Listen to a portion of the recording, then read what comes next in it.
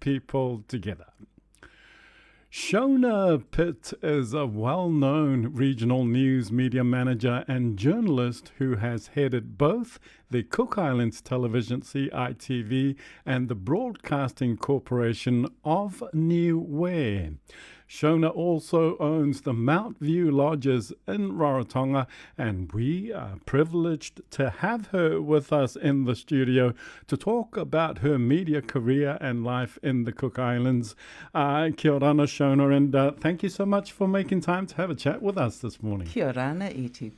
It's a real honour for me to be here. I'm actually a really big fan of yours. Oh, well, today we're talking about you. Let's go back to the beginning. Where was Shona born, and how has Shona come to be part of the Pitt Media Group? Well, I was born in the Cook Islands, and my mother is she's a Niuean, a Cook Islander, and also part Samoan. And she has some Chinese in her, of course, from the Samoan side. My father is a what we call a papa'a, Leon Pitt, and he worked for the New Zealand government, Island Territories, I think it was called at that stage. And of course, he was also, he first went to the Pacific when he was, 1938. Now,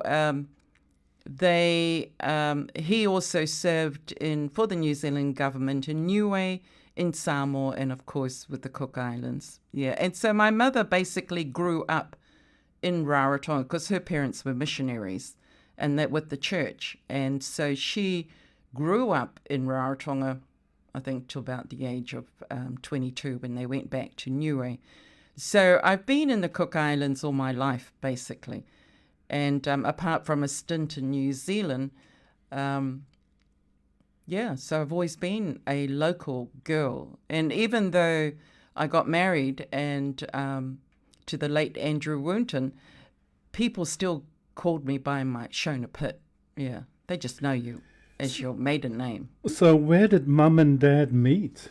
They actually met in Niue when Dad was working in Niue, and my mother had returned back to Niue from the Cook Islands. That's where they met. And then he was sent back to work as Secretary Treasurer for the New Zealand government in the Cook Islands. So we moved back to Rarotonga. So they moved back to Rarotonga. So how did you become involved in journalism? What was your area? Well, I feel like a bit of a fraud because I'm actually not a journalist. I'm not a trained journalist. I'm a QBE, which is we call qualifications by experience, basically. So my older brother, George, saw the opportunity when government sold off the television station, part of its assets, I think in 1996, 97, part of the recession. And he saw that as a good opportunity to start up a business.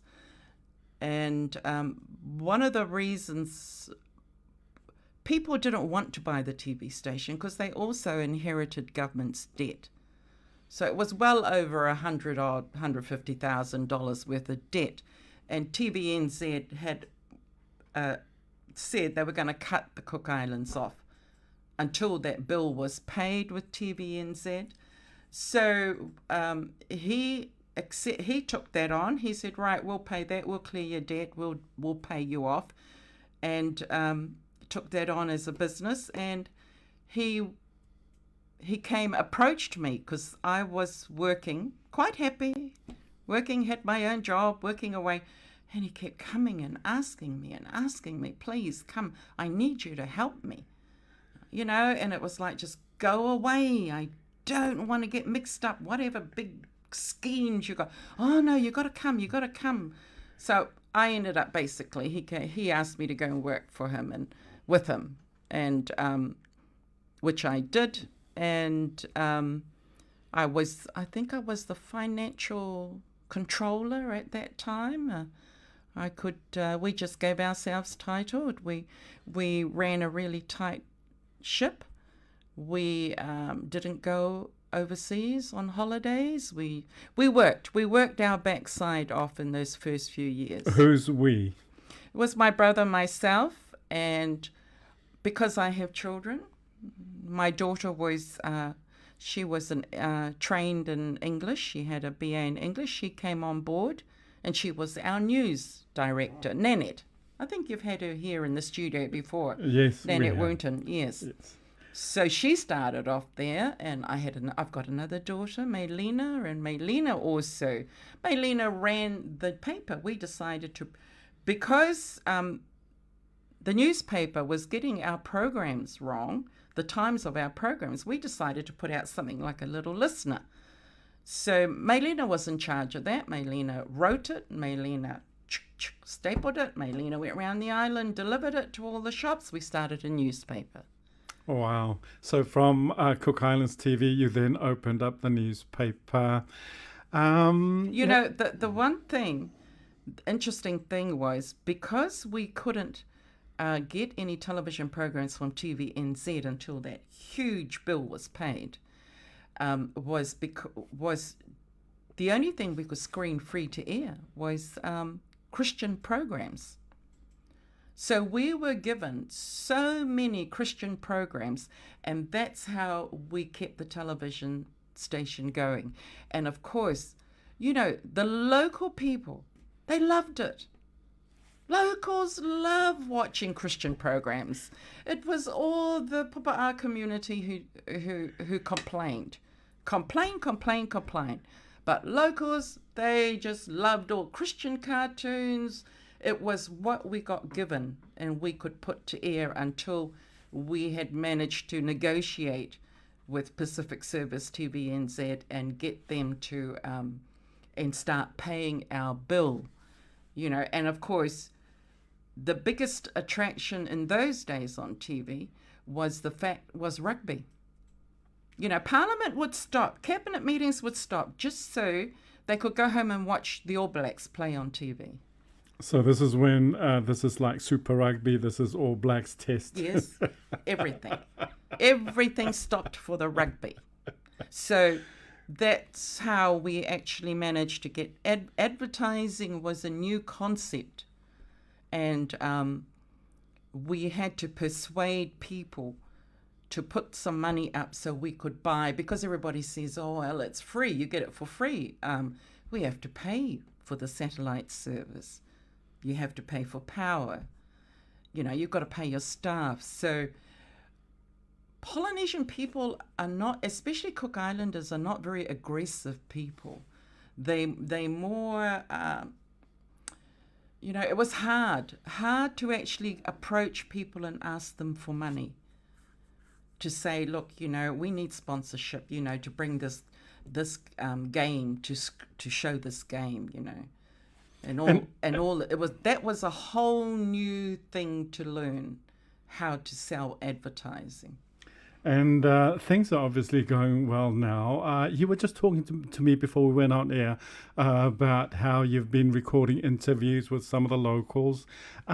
Interesting, and I think it's really important information, capturing especially our elderly people before they pass on with their stories, but also some of the local business communities. How interesting has that been? Was really interesting, because it personalized some of those people, like Trevor Clark, for instance. He's a very well-known and very respected papa'a been living on the island for years. And he owns the supermarkets, you could say. He has control over a lot of things. He's to actually get an interview with him was amazing. But he said, you know, he did say to me, and I was really nervous doing him, because I have so much respect for this man. And, you know, people can say, oh, yeah, well, you know, he's a papa'a living here in the Cook Islands and he's made money from... But, hey, hang on a minute. He has a local wife who only speaks Cook Island Māori. You know, he has local children, and they all live there in Rarotonga. They might have little businesses, but that man has invested a lot of his money back home. So that was interesting that I could humanize him. So like little stories he was telling me where, you know, how he met his wife, his wedding. So all those people are naturally nosy.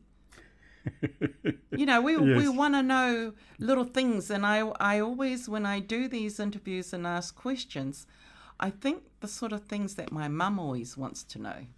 Yes, the personal side of things. Yeah. With regards to COVID-19, we're fast running out of time. How much of an effect has the lockdown in the Cook Islands, Rarotonga, had on the local economy?